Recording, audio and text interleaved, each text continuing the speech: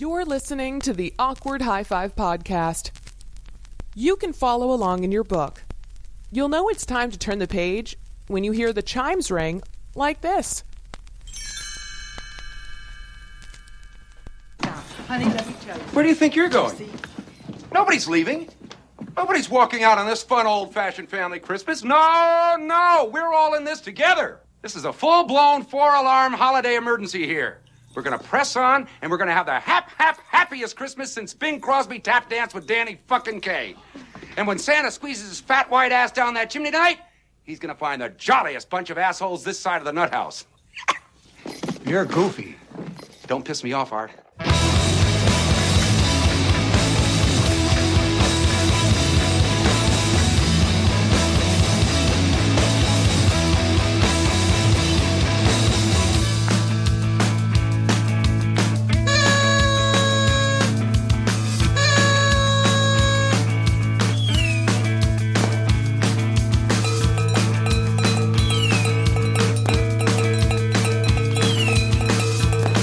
Celebration.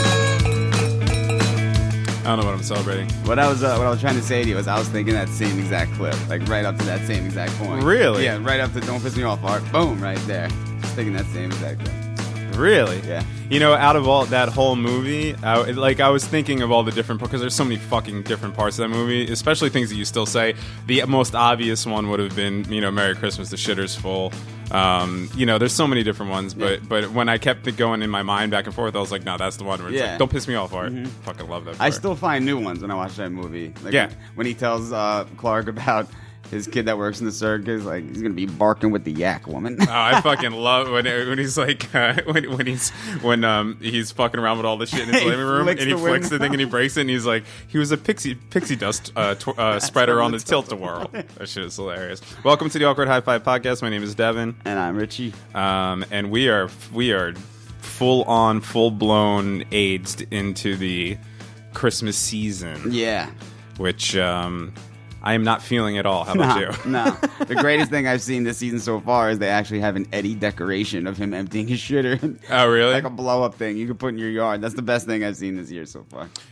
Every year we have our friends have a Christmas party, and we do the ever so popular white elephant. Yeah. Or some people may call it a naughty Santa gift exchange. If everybody's familiar with this, where you all put the gifts in, and then you could steal people's gifts and stuff like that. And I believe it was last year or the year before, but somebody actually had bought the actual the moose glasses that they drink the eggnog out of. Oh yeah, yeah. That always makes eggnog look real good. I have never had eggnog. Have you? I've had it. Yeah. Really? Yeah. I used to love it as a kid. I can't stand it now. But it's alcoholic, isn't it? Only if you put the rum in. Oh, you can make eggnog without alcohol? Yeah. I always just figured it was an alcoholic. Yeah, thing. I mean, around Christmas they come out with like milk cartons of just eggnog. So you just put that in, sprinkle some cinnamon, and that's it. Oh, but, you could add. I think rum is the alcohol that goes. Oh, so you could buy eggnog in like a container. It can't be good though. Yeah. I figure that's something you have to like make, right? What is in eggnog? I don't even know. It's too milky for me. Yeah, there's too much mucus going on in it. Don't share a glass of eggnog with anybody, dude. Can I tell you something? There's a maniac on Facebook that he puts shit up all the time, and me and one of my close friends, whose name is similar to our arch nemesis, but not the same. But we always text back, whether it's cool or not. I don't know. But this dude is such a nutcase that the shit he puts on Facebook, we always will take screenshots of the pictures and send it back and forth and make jokes. And, so we've been doing this for like 2 days straight or whatever, because he's just been rampant in the last few days. Posting away. But he put a picture up. My friend's contention is that he says that, well, I think that this guy's just like a maniac, probably half like friggin' invalid, and my friend who thinks that that he's like the world's greatest internet troll, that he's really not this stupid, that he's just playing, that's his like thing, that he's just playing a trick on everybody. And I sent him a picture the other night to show that he is not only just a maniac, but he's probably a murderous psychopath. because he put a picture of him and whoever he was with. They were at a restaurant, a bar restaurant, actually, down right on the Jersey Shore. Great restaurant, right on the beginning of a bridge that a lot of people go to. And it's the type of place where you go to get, you know, maybe a steak or maybe like a seafood sandwich and a couple beers. You see what I'm saying? Yeah. And he was there with his guest, and he put a picture up on Facebook, and in the picture, in front of him, his beverage was milk with a straw in it. Oh, with his dinner? I didn't see a dinner yet, but I'm guessing that was what was going on. So so tell me that is not the like the cops should have burst in the windows and fucking handcuffed him there. If you go to a restaurant, especially like at dinner time, and they ask you what you want to drink, and you say, "I'll take a glass of milk. Can you please bring me a straw?" You should get locked up and Baker acted. Well, you know what? I ordered chocolate milk with breakfast. Chocolate milk is a completely different thing. Yeah. That's more and like I only have it with waffles or pancakes. I won't have it with eggs. Chocolate milk is closer to a milkshake kind of thing. It's more of a like a treat than like it is dessert almost. But if you're ordering milk and drinking it with a straw as your main beverage, which with probably some sort of seafood or something like that, you should be locked up. Yeah, that always reminds me of the 1950s for some reason. Like, I feel like that's what Leave It to Beaver had with his dinner. You know, yeah, like, well, that's because motherfuckers did that back then because so weird. Because milk was one of the first like giant marketing campaigns, you know, of all time. It was like that shit was pushed so early on, and there were so little choices that people just friggin' drank milk. Yeah, you know? They must be getting sick like crazy, like milk with spaghetti. Yeah, right. Oh man. I mean, just milk on its own just freaks me out. I think we've already talked about this on air, but you even saying it is making my fucking mouth start watering. I'm a big milk fan, so I can't say anything. I know. I mean, it's more chocolate, but if I'm gonna have a glass of milk, it's usually after I eat something chocolatey. Like if I'm gonna have a chocolate donut, there's gonna be a glass of milk with it to either dunk or wash down the chocolate. I understand that. I have been known to, if I was enjoying some cookies, have a glass of milk to dip the cookies in. Yeah. I would never drink the glass of milk afterwards, I don't believe. No? But I would dip the cookies in the milk. I understand that. But I'm talking about going to a restaurant and ordering insane. milk. Anyway, I don't know. And then posting that's your choice. Well, that was like a side thing. I just noticed that because I probably studied the shit for so long to come up with jokes to make my friend laugh. But yeah, I don't know, man.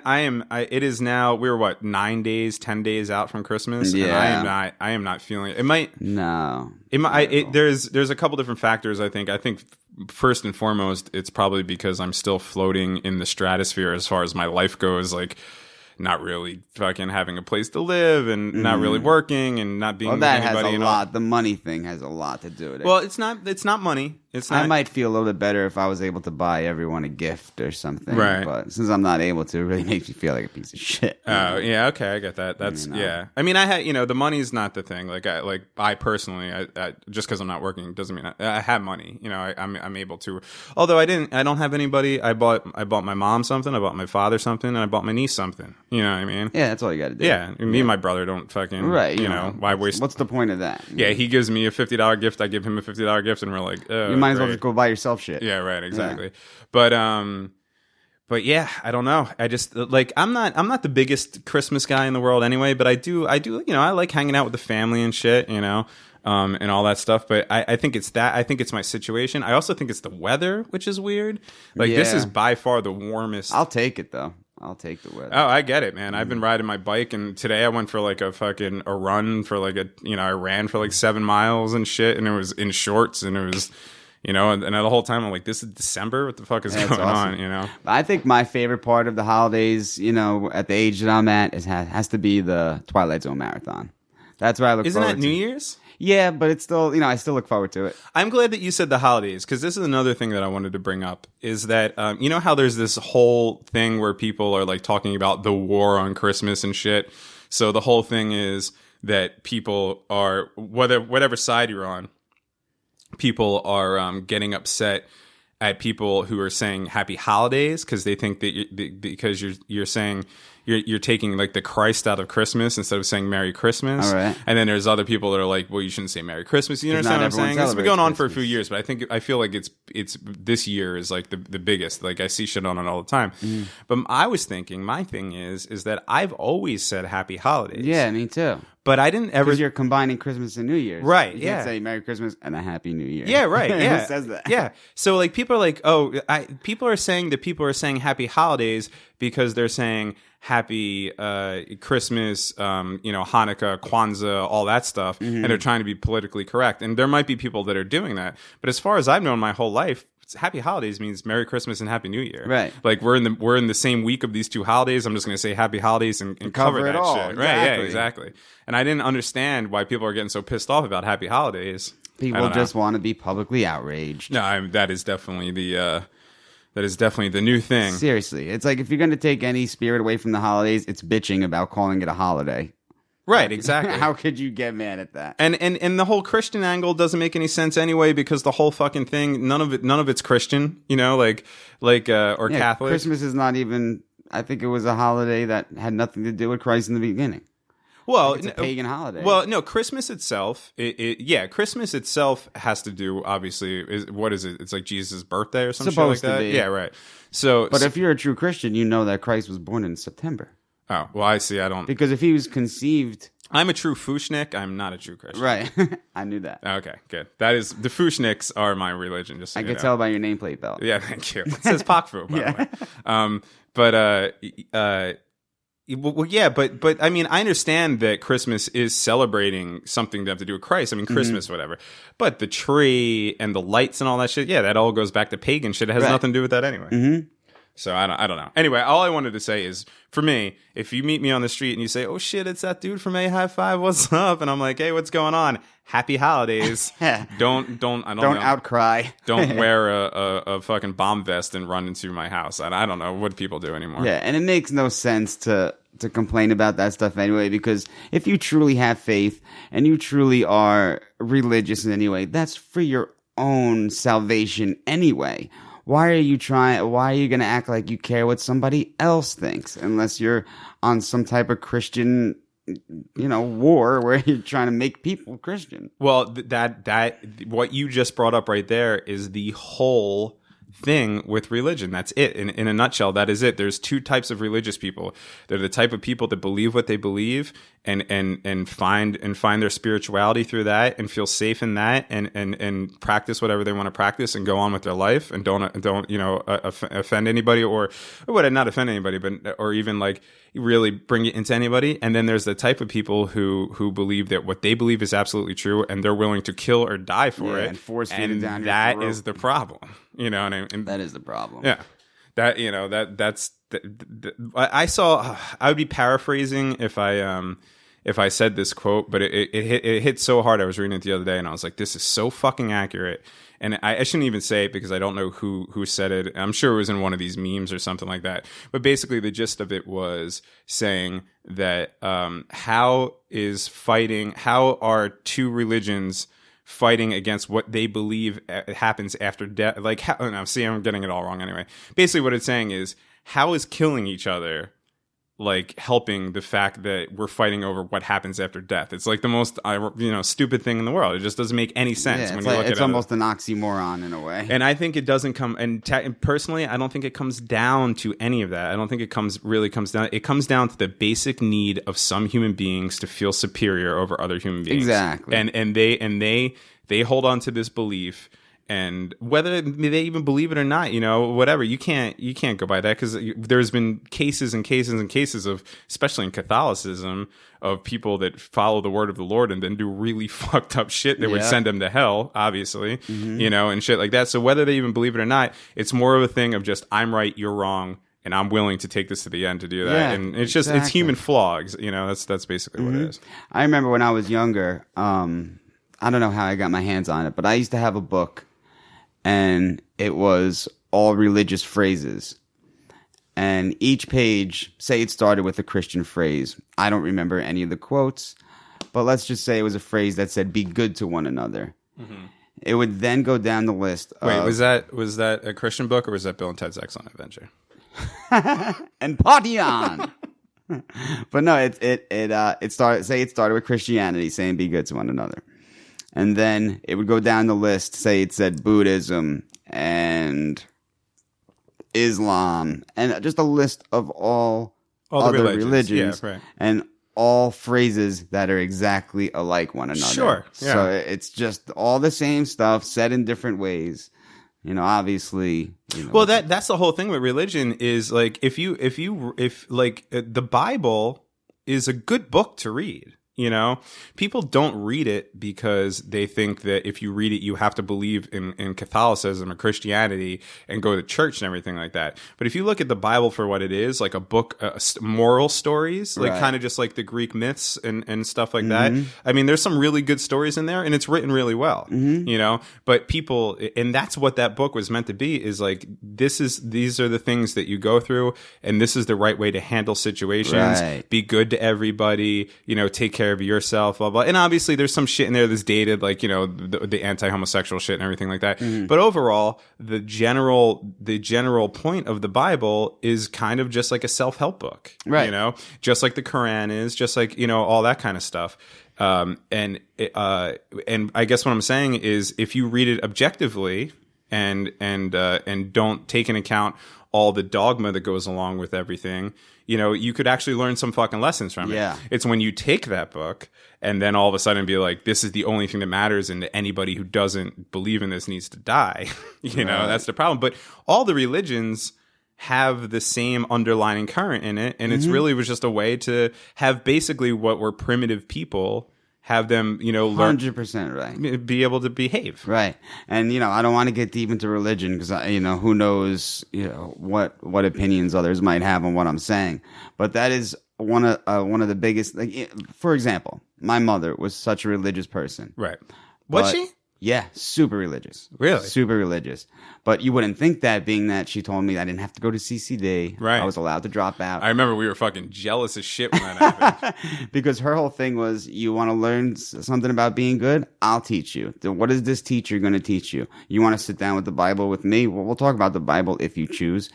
But even my mother, being as religious as she was, believed that Jesus Christ himself, take away all the superstition of the whole situation, was a great person, right, who happened to live in a time of great turmoil, where his group of people were so downtrodden and stepped on and hopeless, and he gave them feeling of hope, through his lessons and speech, where they considered him the Son of Christ by the way he made them feel about themselves, right. So he was just more or less a super intelligent person for his time that made people feel great and gave them faith and hope. Yeah. No. Yeah. Right. I look at we could talk about all religions, but let's just use Catholicism as the main one, because that is the main, as far as, especially in this country, the main target, at least, and I basically see it as the Dave Matthews Band. Like, here's wait for this one. Okay, follow me on this. I am. It's the people involved are nice enough.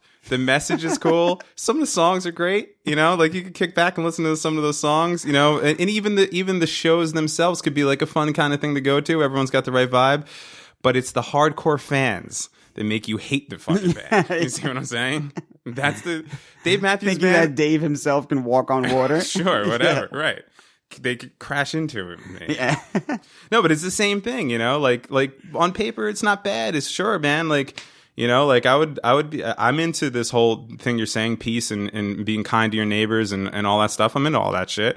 But it's the people that fucking freak out and make it such a big deal and ram it down your throats and all that shit that you're just like, no, thanks. Yeah, very good analogy. Thank you. Mm-hmm. Thank you. I did not just come up with that off the top of my head. Oh, you've been thinking about Dave? No, I totally just came up with that off the top of my head.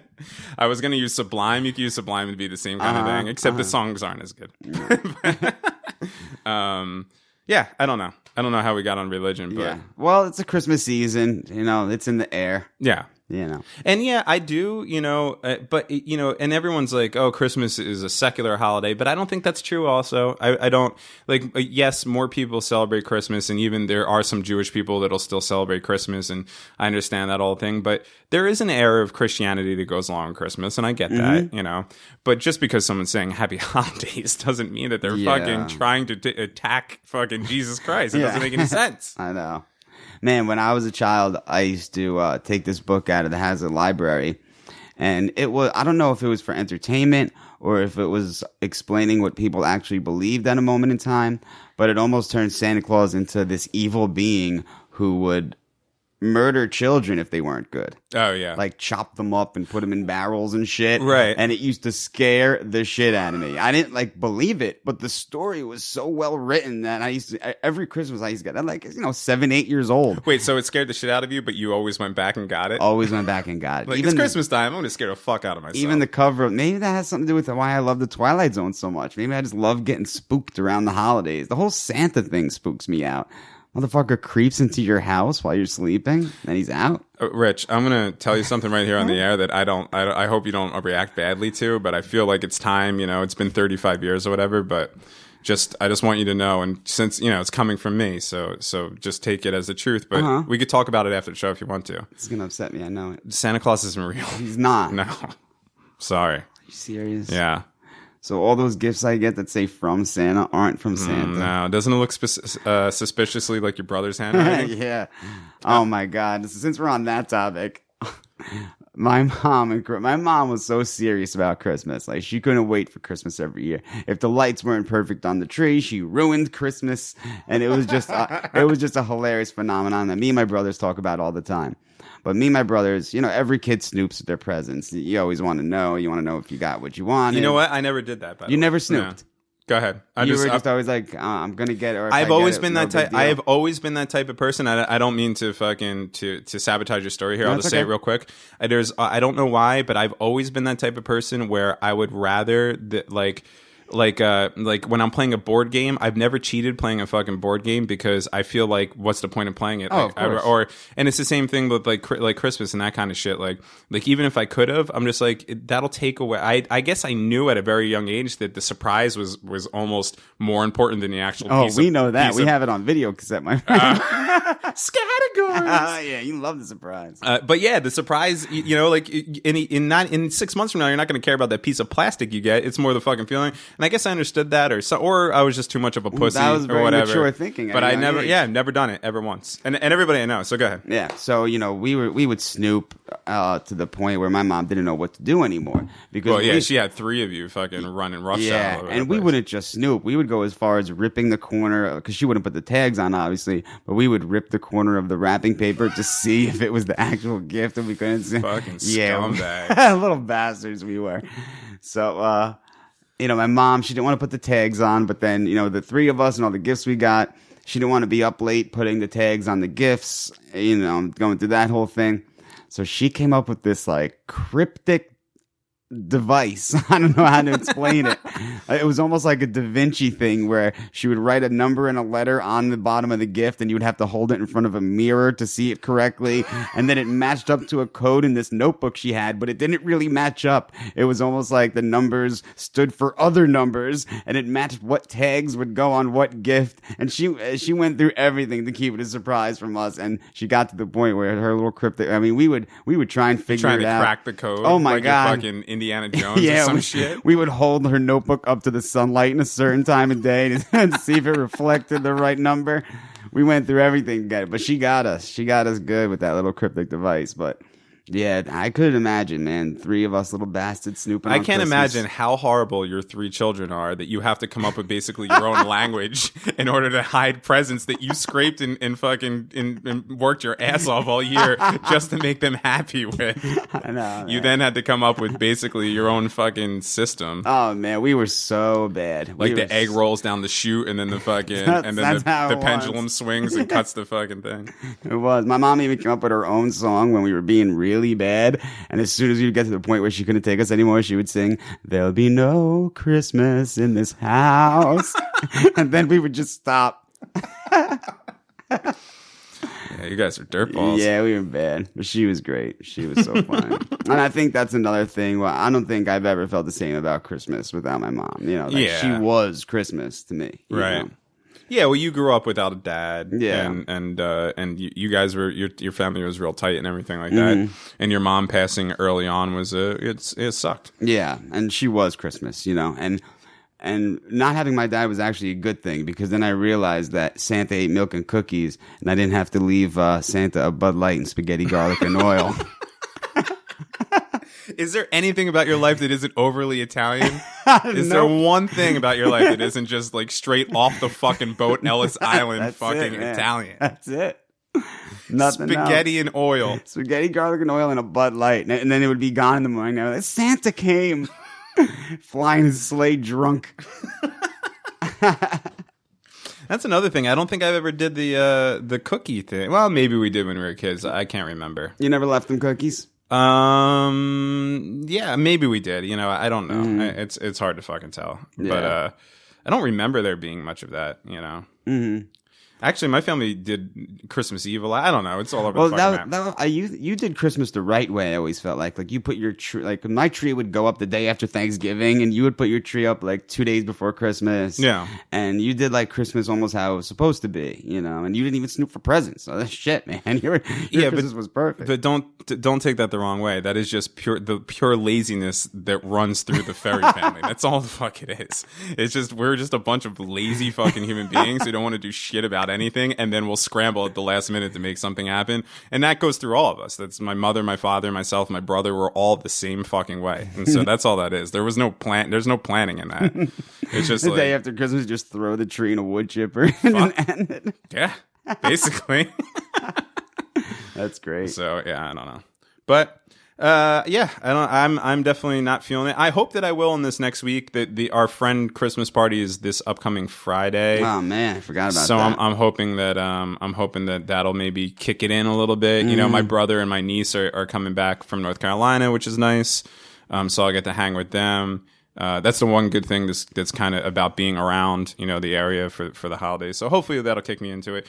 Also, the weather, like I said, I haven't watched any fucking Christmas movies yet. I'm gonna try. I'm gonna try to get into it, but yeah. And I used to watch the Christmas. What was that with Ralphie? The Christmas Story. Christmas Story, yeah. Yeah, I used to watch that. I don't even see it on anymore. Oh, it's on all the time. Is it? Yeah. Just while you're watching the Twilight Zone marathon, just click down one and fucking. I'll never unclick that. What is your favorite? I always ask you what your favorite something is on the show a lot. It's okay. I like it. What is your favorite Twilight Zone episode? Good one. Well, there's a couple, but I have two that always stand out. There's the one where the Earth is getting closer and closer to the sun, and everyone's leaving and trying to go to colder places, and those two women stay in their apartment and they're freaking out. Right. And then at the very end, they're all freezing cold because now the Earth's going farther and farther away from the sun. Okay. Remember that one? Yeah. And then there was the one that's Beauty in the Eye of the Beholder, where the woman's going plastic surgery. No change. Yeah, because she's so incredibly ugly, but you never see the doctors or the nurses because the woman's actually really beautiful, but she's on a planet where these people are super ugly, and they want to ship her off to a place where she could be with freaks like her, which is Earth. Right. So that was always a good one for me. Well, wait, yeah, wasn't it the whole thing? The whole point of that was that they thought she was ugly, right? And because she didn't look like all of them, and then at the end it reveals her face, and she's actually this really beautiful woman, and they're all nasty looking, but it was because the Earth thing. Yeah, that one always got me. I mean, there's so many. Twilight Zone. Not only are the episodes great, but I could go on and on about how, you know, it was an amazing thing for its time because it was almost predicting things that are happening today. There's a lot of that happened in it. Yeah, sure. And there was a lot of it. moral issues. And yeah, Rod Serling himself was he was a really prolific writer. I mean, he wrote a lot of those episodes. He wasn't just the host. He like wrote most of that shit, you know, especially for the first few seasons. And it very was existential, which I'm very into. Yeah, and another thing about that show is imagine the time period in which that came out. You know, there wasn't anything like that. You know, it was like I Love Lucy and the Honeymooners, and then this crazy ass show. You know, and and that's why they still last and they still stick around. I still watch them. And like you said, such moral. It was right after World War II, so there was a lot of moral things going on, and looking towards the future, right? And the mysteries of outer space a lot. And all that, it's amazing because almost a lot of his sci-fi are things that we're actually accomplishing today. So it's amazing. Yeah. It's amazing. I remember when I was younger, I kind of got into Edgar Allan Poe and The Twilight Zone about the same time. Like I think I discovered them both at the same time. So for some reason, those two were always together in my mind, and they kind of have this similar kind of feel where it's like like real progressive kind of stuff for that time period. Absolutely. A little scary, a little horrifying, but always kind of maybe teaches you something in the end, or makes you at least think about something in the end and stuff. And both of those I consider to be really important things in my life at a certain point. My favorite episode was... I know your favorite episode. Oh, go ahead. No, you're telling me. But I'm just saying I know it, that's all. You do? Yeah. Are you sure? Yeah. Okay. Then tell me. I want to know. You want to know if I know? Yeah, and I want to know what you're going to... And I'll tell you if it's yes or no. All right. Well, my guess would be the one where... Oh, you just said you know. Now you're guessing? Well, now you're making me doubt myself. But what I'm thinking it is... Well, no, I'm asking you because you have a better memory about me than I do. So I might be thinking of something, and you're going to say it, and I'm going to be like, oh, yeah, that is it. It's the one where the guy has the tape recorder, and he makes his perfect woman by describing her. I love that episode. Is that your favorite, though? That wasn't the one I was going to say, No? but that was fucking awesome. And the best thing about that one, and then his wife is like bitching at him the whole time or whatever, and then he goes over into the... throws her in the fire, and she disappears. It's Yeah. very cool. That's not your fave, though. No, my favorite one is the Masks one. The one where the old rich father. That's like the scariest one. Yeah, to me. I know, but I used to watch that all the time. When I And was the a kid. masks fit their personalities. Yeah, because they were all scumbags. Yep. The father is like They're all after his inheritance. Yeah, he's the patriarch. He has all the money, and they're all just around waiting for him to die or whatever. So he plays one last trick on him before he dies, and he makes them all put on those masks. And then they realize when they take off the masks, or did they even take off the masks? It just melds in their face. They take them off, and then their the face is become... what? Yeah, right, exactly. Yeah. That was very cool. I think Rod Serling wrote that one. Oh, I'm sure he did. See, now I'm fucking in. I'm going to watch the Twilight Zone since I'm unemployed and I work about 2 hours a week with you on this. Yeah, right. And there's been a time where I was almost depressed about going out to New Year's parties because I would rather stay home and watch the Twilight Zone. Yeah. That's how much I'm into it. And people think I'm crazy, but Twilight Zone has such an effect on me where because it runs that 24 to 48 hours and I would try and stay up, but I would fall asleep in between. I would have crazy dreams and it would be playing while I'm sleeping and I would wake up and keep myself awake to watch it again because it is just affecting my brain so incredibly where it's just spooking me out to the point of where I get sucked in so hard. You know what's weird about that? You just brought up a really good point that I'd thought about recently with Seinfeld. I know this is weird, but bear with me. I'm waiting. So Hulu just put all the Seinfelds out on Hulu, right?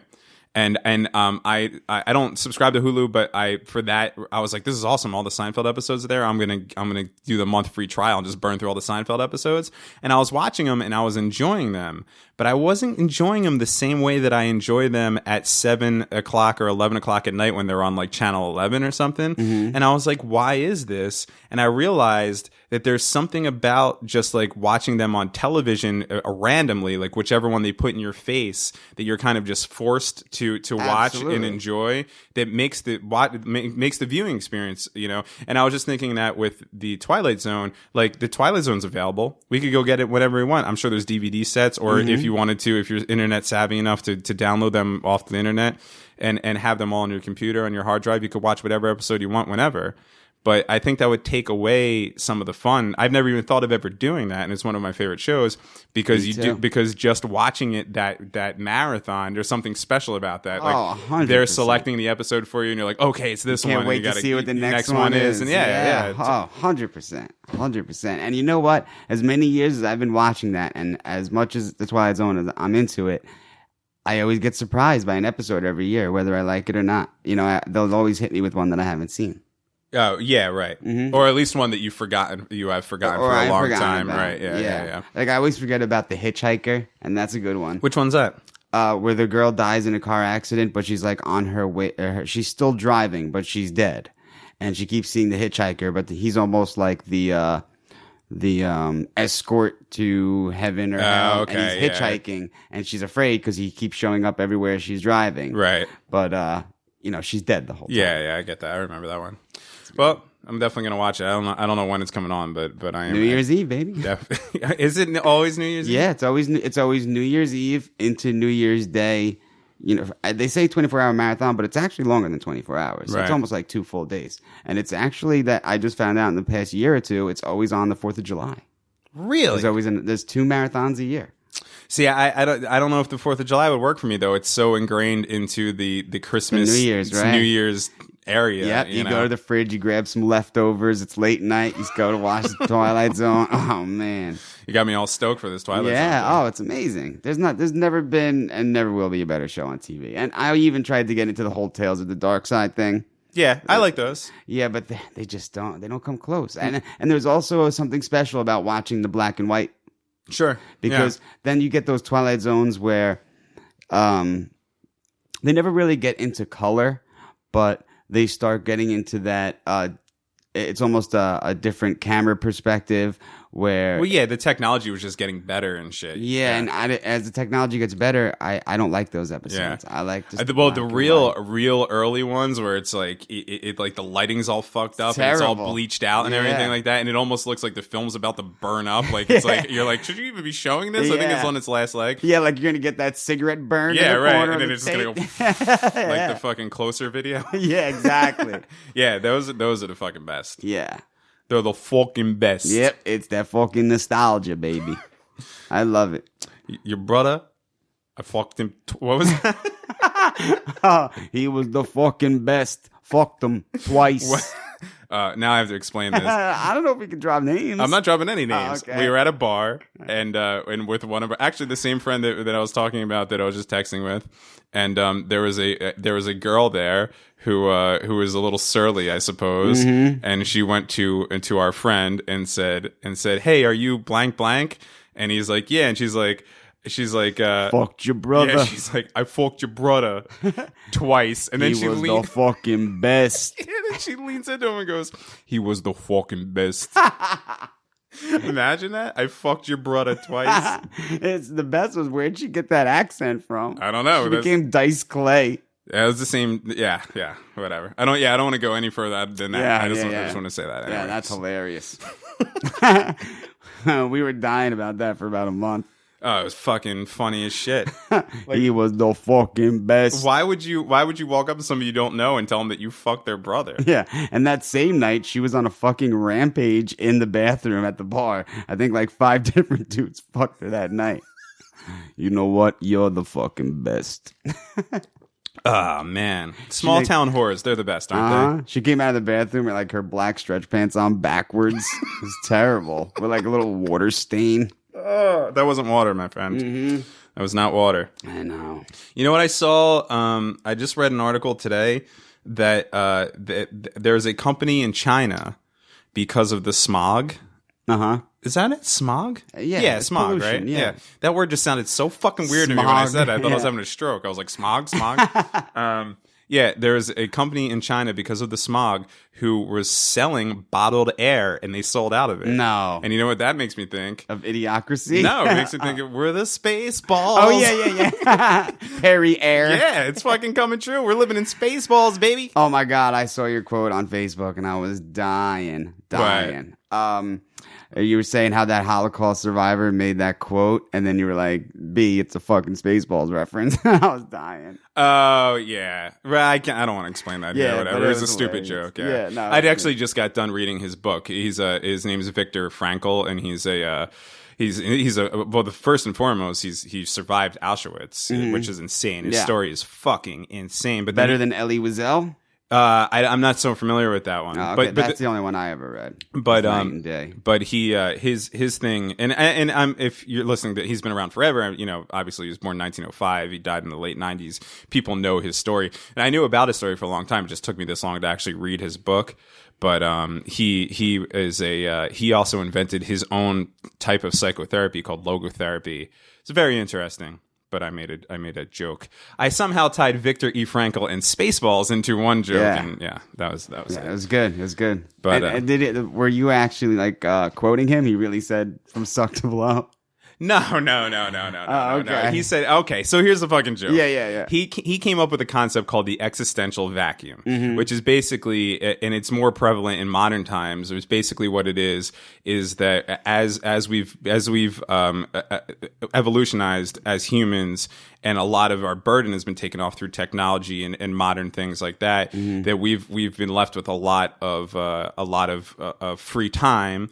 And so it's kind of this bouncing that modern humans do modern man does between distress and boredom. And in between there is what he calls the existential vacuum. So my little joke was my existential vacuum has gone from suck to blow. Right. It was great. It was great. Thank you.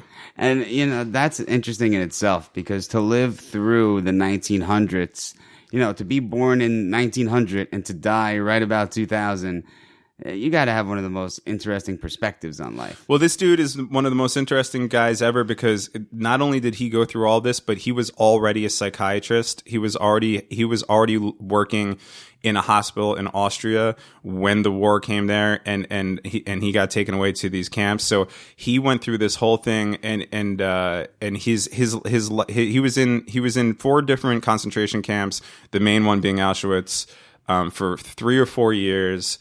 His wife got taken and killed. His parents died. He actually had a visa to go to America to write a book, right? So here's another thing about this guy, is he was writing a book and was almost done with it, had a visa to go to America when the war started, but he decided to stay with his elderly parents because he didn't want to let them down, let the visa expire. If he would have went to America, he would have never gone to the concentration camp. Right. Went to the concentration camp somehow through, he's a smart guy and all this stuff, but I mean, basically surviving until liberation is really just luck. It's just dumb luck, because these guards were just they were maniacs. And not only another thing that I learned through this is reading this book is that, and other books on World War II and the concentration camps, was that it's not so much the guards that were the worst. It was some of the, which they call capos, were actual prisoners that they gave power to. Right. And as soon as they gave power to these capos, they all of a sudden thought that they were above the other prisoners, the other Jewish prisoners, which were, and then they would beat and kill people. Yeah. So the whole thing was just like a crapshoot. Like if you just looked at somebody wrong, plus they're all suffering from typhus, their bodies are swelling and all this crazy shit. So if somehow this guy at 40 years old, he gets out. He survives long enough to liberate. I mean, down to the last second. Even the last, basically, what happened was the war had come to Auschwitz, right? No, I don't know if that was the last one he was in. Whatever his concentration camp was, and they said you must free all these people. So all the guards at that point started acting like, oh yeah, it's cool, like we're cool, we're friends with these guys, like don't kill, like everyone started acting like we're cool, we were just doing our jobs, and then so basically what happened was the Nazis started rolling in these trucks, right? After all the people in the camp that was left, which wasn't much, thought that they were free already. They rolled in these trucks and they said, these are the trucks that are going to take you to freedom. Get in these trucks, And so everybody in the camp was like, okay, yeah, that's it. We're free. Let's get in these trucks, and they're going to take us to the next place and we're finally going to be free. This guy, Viktor Frankl, and one of his friends were the last people to get on, and they couldn't fit. And so they were like, sorry, we can't take it. We can't take you. And they were like, oh, that sucks. What are we going to do? And they're like, we'll send something back for you. Turns out that those trucks, they brought everybody in those trucks to a place, locked them in, and fucking burned them alive as a one last thing. Yeah. This guy down to the last second was lucky with his life. And then he went on. Very, very similar story to Elie Wiesel. Yeah. Almost exact. Yeah, it's crazy the way that works. But the thing is this guy came up with this whole thing called logotherapy. And basically what it is he quotes Nietzsche a lot in it, which is a quote that I love, and I know I'm going to fuck this up because I'm horrible at quotes. But basically, what it means is he who has the why to. It's basically, let me think if I can say it right. He who has the why to live can bear almost any how. Right? Which is like basically saying that if you have a fucking reason to live, no matter how bad your circumstances are, you could get through it. Yeah. And that's the way that guy thought. And he went on to write 1 million books and change a bunch of people's lives. And it's very, very like uplifting and motivational stuff or whatever. Yeah. So if you want a good read, it's Viktor E. Frankl is the name, and it's called A Man's Search for Meaning. And it's a good book. Yeah. Very good book. Yeah. I actually, in college, I took a class about the concentration camps in Auschwitz. And it was a psychology class, and I thought it was going to get into much deeper, spookier stuff because the title of the class was Encountering Evil. Right. So I didn't know what I was in store for. I thought it was going to be some crazy stuff. You walk in and he's in a werewolf costume. Like, yeah, something like that. I thought we were going to get into some spooky shit. You walk in and it's just him in a werewolf costume. He says boo, and he's like, and everybody gets A's. We'll see you next semester. You have now encountered evil. Yeah, good job. But yeah, it ended up being a class about the concentration camps and things like that, which ended up being amazing, and I'm glad I took the class. I don't think there's any better study in psychology than that point in time, because that is the most evil the human race has ever gotten. Yeah, that's another thing that he says in that book, which hit me pretty hard, is that no matter what the situation is, no matter what group you're in, no matter what point in time in the world or place in the world, there will always be good and evil. Yeah. And the way he explains it is that humans are the same people who created the gas chambers, and then also humans are the same people that nobly walked into those gas chambers. And it's crazy when you think about that. Like, how is that even possible that we're the same species? You know, Right. one human thought we're going to make this giant death device, and the other people said it is my duty in life to walk in and die nobly in this death device. You know, it's nuts when you start thinking about all it's that. totally crazy. This is the funniest podcast we've ever done. I know. Everyone's got big smiles, giggling. But I mean, it's taken me a long time to get around to concentration camp World War II literature. Number one, because it's been in our face. I feel the same way about it as I do as 9/11. It's like I have to take it in small pieces, or I'm just going to get way too upset about it. Right. You know? So totally. I'm fascinated by it, and I want to read about it, and it's a study that everybody should study in life. But at the same time, You don't want to get yourself depressed. when I take in too much of it, it'll literally like knock me down for a week or totally, so. totally. This book was like a short read. I got in and I got out. And it's actually, he describes some crazy shit, but the whole thing comes from the point of, you know, I survived this, you could survive anything, you know, that kind of thing. And it's crazy that you just said that, because there's times where I think about when my mother got sick, and in a way I kind of blame 9/11. Really? Of course, that has no bearing on biological diseases or anything like that. Well, unless you were down volunteering at fucking the site. Right, which she wasn't. She was just watching it on television. No, I get it. But she was so depressed about 9/11, and she was so obsessed with watching every little bit about what was going on, where she became sick right after, like during and right after. Your mom passed away in what, 2003? 2002. 2002, which was the next She year. passed away exactly 1 year after 9/11. Really? Like almost to the day. Not to the day, but almost to the day. About a week and a half difference. Well, I mean, that is a sound theory to me. I mean, there is something to be said about your outlook. I'm a firm believer that your outlook in life totally Can affect your physiological. physiologically. Definitely. 100%. 100%. If you're depressed and you feel and you think negative thoughts all the time, I mean, that's sooner or later that's going to turn into some sort of cancer or something like that, you know. Yes, big time. Yeah, and I totally believe that. So, but there's also, you know, like your mom. I know your mom just from growing up with her and stuff like that. But your mom led a pretty hard life. You know, like absolutely. you know, with your father leaving, she has to raise 3 kids by herself. Then she's middle aged, living with her parents, just trying to make ends meet, right, and all that shit. You know, and it's hard. It's hard not to fucking give up sometimes. Yeah, she was rarely happy. Without her sons, she really wasn't happy. Right. You know, so.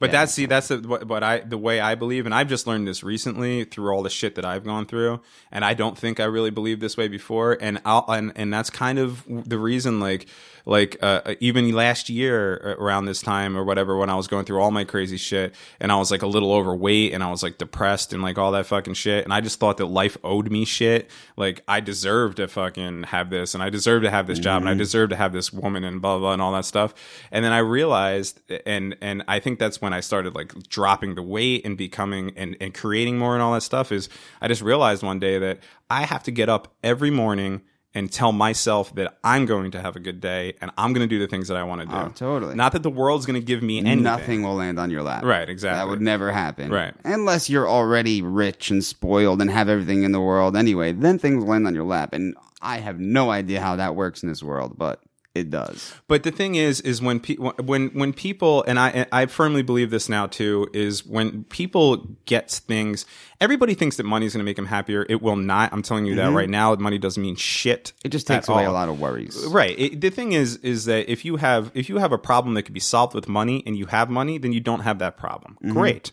Obviously, Obviously, it's better to have money than it's not to have money. However, money is not the end all of happiness. As a matter of fact, it's the complete opposite.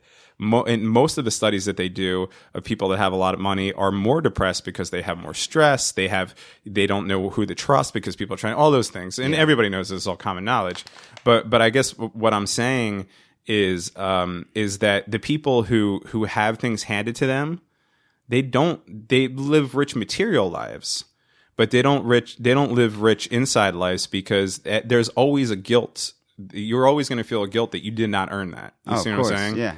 Well, unless they're soulless bastards, then they'll never feel that guilt. But you know what? I believe that whether they say it or not, or whether it comes off or not, and anything like that, they feel it. Deep down inside, people feel it. Yeah. I mean, we're all humans. We're basically animals. There has to be. I mean, sure, there's sociopaths and people with mental issues and stuff like that. Those people aside, if you're a semi-normal human being, that thought has to be there. You know, but of course, you're going to be, if you had all the money in the world, you're going to be, at least for a small period of time, caught up in all your gadgets and cars and toys and all the shit that you could fucking, and hot women or men or whatever. You know what I mean? Like, you're doing all that stuff. And of course, but sooner or later, all those material things, you're going to realize that they're as vapid as they are. Also, you know, from another point of view, a lot of emotions and feeling certain ways can come from experience. So if you've never been in an experience where you've never had to feel or were never meant to feel a certain way, maybe you'll never feel that way. You know, wait, run this by me again? Like you're saying, you know, we're all humans. We all have those feelings inside of us. Right. Makes sense. But if you're not familiar with certain feelings, what makes you necessarily think that those feelings will come out? If someone who has been handed everything their whole entire life has never experienced what it's like to feel guilty, or what it's like to feel empathetic towards somebody, what makes you think that they will if they've never experienced it? Well, because it's just something that comes within our heart and something that we're born with. Yeah, because I think that those things are there. Again, money doesn't take away those things, and sometimes it exaggerates those things. You know, so like you're basically saying, when you say been given everything, you basically mean like a trust fund kid, somebody who doesn't have to worry about never anything. had to worry about it. But you're monetizing. Never had to worry about anyone else. But you're monetizing it, right? So and that's the thing right there. As soon as you monetize it, money does not take that away. It just doesn't. You know, we're bred in America to think that that's what it is. We think that success is a whole bunch of money in the bank and a big house and everything like that. But it's been proven over and over and over and over again that the people that have that are mostly the most depressed people. You know, and so, but what I guess what I'm saying is that the like you said, guilt or something like that, people are going to, whatever the scale is, people are going to feel that. You know? Yeah, well, I guess that's right. It's a scale, because there has to be a big difference between someone who was born into poverty and struggled their whole life and then became a successful person. Sure. As opposed to someone who never had a worry in their life and was born into money and never had to worry or experience those feelings. But here's the thing. So if there's a guy who was homeless and then started a business and now he lives like a middle class life, right, and maybe has a wife and a kid and is happy and healthy and has okay income coming in and everything like that. And then there's the trust fund kid whose parents made a .com back in the 90s and he lives he never had to work a day in his life and whatever, blah, blah. Mm-hmm. Who do you consider to be the successful one? Because I consider the guy who worked from nothing to be successful, even though he might have 1/10 of the amount of money in the bank that the other kid has. Of course. I don't consider that success by any means. Successful as in his own personal success. Like, he could wake up every morning and be proud of himself, and he could, you know, the success that he made materialistically actually means something to him. Yeah. And he will be empathetic towards people with no money because he's experienced it, as opposed to the trust fund kid who could give a shit about the okay, poor. yeah, I see it that way. Yeah, well, the classism, sure, then that exists, you know. But, like, let's take the fucking Kardashians, for example. I don't see them as successful people. Like, yeah, they're married to rap stars and they have their private fucking helicopters and all that shit. Mm-hmm. I don't see any of that as a success. Right. Maybe the mother, because she kind of built something, you know, I mean, they all had money, but she kind of like built this empire or something, so maybe I could give her that. But all these fucking vapid children that they they have that are running around just with their titties out and fucking and acting like whatever. I don't see any of them as successful people. Right. I maybe the rest of the world does, you know, but I still think that, like, you know, they're going to go through the same emotions that other people go through, you know, on a daily basis. Yeah. And a lot of times they might not be set up for them as much as a regular person who goes through them more would, like, let's say loss. I think or that's grief more of what I'm saying. Yeah, or something like that. So when it does happen, that's when the fucking, you know, at some point in your life, and I firmly believe this, I guess, is what I'm saying, is that no matter how much shit you own, and I know this kind of goes back to minimalism and all that stuff, but no matter all the shit that you own, the amount of houses that you have, if you could own your own fucking island and all that crazy fucking shit, be the most wealthy person on the face of the earth, at a certain point in your life, something is going to happen where you're going to realize that none of that shit means anything. Right. And all that matters is how you feel about yourself, the work that you've done in your life, and how you've treated other people. And that's it. Of course. And I think that's universal, and it's going to happen to anybody. And most people, and if you really read into it, a lot of people, a lot of rich, famous people have already said that, you know. And the guy who works from really hard and becomes successful, you know, most of the time they don't care about the money. You know, it's not the money. You know, the money's a nice side effect, and then you could take care of your parents, and your children don't have to want for anything, and you feel like everyone's taken care of and anything like that. But you know, the people that build these empires and all that stuff, you talk to any of them, like the Zuckerberg kid or anybody, or Steve Jobs or any of those guys. None of them has ever done. None of them did it for money. They did it because they had a will, they had a why to live. Yeah. And so they bear it anyhow. Right. You know? Yeah. And that's exactly what it is. Mm-hmm. So, I don't know. We are a bunch of funny chaps on this. Yeah, a little touch of the serious, folks. A little touch of the serious. Don't worry, next episode we'll do another smooth fucking arch nemesis bit Seriously, for 10 minutes. I'm about to put in one of those arrow things on my head and start telling corny jokes. I'm going to wear an On With Stupid shirt, but then not be with anybody. Yep. So, whew, that took a year off my life. Yeah, we haven't gotten deep in a while. That is part of what this show is about. Yeah, we're supposed to talk about those kind of things. It's totally refreshing. We've just been silly for a little bit. No, it's totally refreshing. It is. And then I'm sure I'll get emails now saying like, money is the most important thing. And I understand. I hope so. I understand why people believe that. I understand. I did myself, you know, like one of the reasons that I was in such a fucking like a rut for the last 5 years of my life was that I was afraid to stop my income source and give everything up. So basically what I was doing was I was just sitting there miserable in a relationship I was miserable in, at a job I was miserable in a situation I was miserable in, because I was afraid of the alternative, which was giving that up and then being lost, which is what I've been for the last year. Mm-hmm. And I'm telling you right now, and it's not like I was making a fucking even $100,000 a year. Like it wasn't like I was wealthy, but I was comfortable. Right. You know, I was making enough money to live, have my own place, afford food, go out, all that crazy, you know, all that stuff. But I'm telling you right now, in this last year of giving all that up, making some decisions that a lot of people would look at, and myself included a few years ago, would look at somebody my age, like leaving everything and moving back in with his parents a little bit and stuff like that, and being like, what a fucking loser. And I understand that. But I'm here to tell you that these changes that I've made in myself in this last year, I've been the happiest that I've ever been this last year. That I could recall ever. There's a lot to learn from that. Yeah, and I mean, and that's being true to yourself. Yeah, and it doesn't matter. Another quote that I go back to all the time is from my favorite band and Propagandy, and I have a line in one of their songs that says, "Better lives have been lived in the gallows. Better lives have been lived and lost in the gallows than have ever been enshrined in palaces." Mm-hmm. And what that means is, if you could be a pauper, you could be the fucking janitor or whatever low level shit. If you're happy with yourself and you're doing what you want to do, then you're richer than any guy sitting on any golden throne, you know, fit and stuff like that. Have you ever seen that interview with Bob Marley where they ask him, you know, are you rich? You know, do you have a lot of your rich? And he's so confused. He says, what do you mean? What do you mean by rich?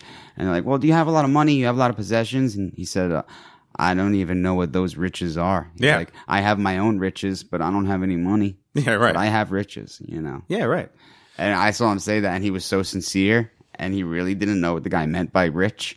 Right. You know, and it was just amazing to watch him say that. Yeah, well, that's because he came from a different culture than we come from, right? You know, and a lot of cultures out there, that's true. They believe that, you know. And here in America, it is just the rammed down our fucking throat that the only success is to own the big house and to be the partner at the law firm. And I'm sure that's what makes us look BMW. bad.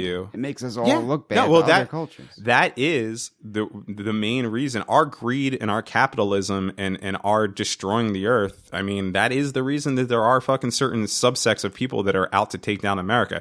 Not that I'm saying that I agree that that people should try to take down America. I don't believe in any war or violence whatsoever. But those are the reasons that people want to come here and do bad things to us, is because this country is run by some fucking evil motherfuckers that only care about themselves, do not care about us, you know. I could talk about this for fucking hours, man. I was just reading this thing the other day that pretty much convinced me that I'm never buying a fucking house, because I read this whole fucking thing. I read a couple different things where they pretty much just proved that the mortgage system in America is just a way for corporations to basically keep you in one place and work you until you're fucking dead, you know. And I could go on for hours about that. I won't. We're coming to the end of the show, but there's so much of that. And you know what? Another thing though is, I think for everybody our age and younger, and a little bit older than us or whatever, whoever's going to be around for the next 30 years, let's say, or so. My fingers are crossed, baby. Yeah, we'll see. We are on the precipice of something big happening in this country, because the people are starting to have a voice again because of the internet, and the people who may have kind of just been floating through and never really recognized the injustices and what's going on a political level, on a socioeconomical level, all the things in America, are now slowly starting to see that, you know. One person with 1 million followers on Facebook shares a fucking article about something, and then, you know, the dude in Tennessee who, you know, might just be out fucking shooting raccoons normally sees that shit, goes, oh yeah, this is going on, and then tells his wife, and his wife tells blah, blah, blah, blah. And that's happening right now. And I truly believe within the next decade or so, there's going to be some sort of, you know, call it a revolution or whatever you want to call it. You know, it doesn't necessarily mean people running with torches through the streets or burning down the White House or anything like that. But people are being fed up. The middle class is disappearing, and the divide is more than ever. But the thing is that people now have more information and more freedom than ever. Sooner or later, that there has to be something that kind of clashes. Is what I'm saying. Yeah, makes total sense. So I don't know. Sorry to get all serious for you guys tonight, but I hope you enjoyed it whatsoever. Well, you know what? Coming into this show today, I had a lot of negative feelings inside me. I wasn't feeling so good. But just talking I saw about that you coming in. Yeah, but just talking about it and just thinking in these ways, I feel a little bit better today. Cool. Good. That's what this is all about. I know. And it works. We'll make dick jokes next episode. Okay. Just come up with your best dick jokes. All right. Zing. Thank you for listening to the Awkward Hi-Fi podcast. If you would love to help us out, you could go onto iTunes and leave a review. I think we're at 30-something now. Thank you for everybody that has so far. In case you don't know already, that we're planning what's called the 100 review party. Once we have 100 written reviews on iTunes, we're going to throw a big party. Everybody's invited. We'll have acts, and Richie's going to swallow goldfish and puke it back up when it's still alive, even though I don't believe that's going to happen and all that stuff. So I have an idea where it's totally prepared and it will happen. Oh, yeah? Mm-hmm. So you could do two things to help us. You could go to iTunes and leave a review if you haven't, and you could also follow us on Twitter, which would be a big help, so we could get more pre- and post-show conversations going. Mm-hmm. And that's at Awkward HI, the number 5 on Twitter. Also like us on Facebook, all that stuff, and we will see you in a few short days. Thanks.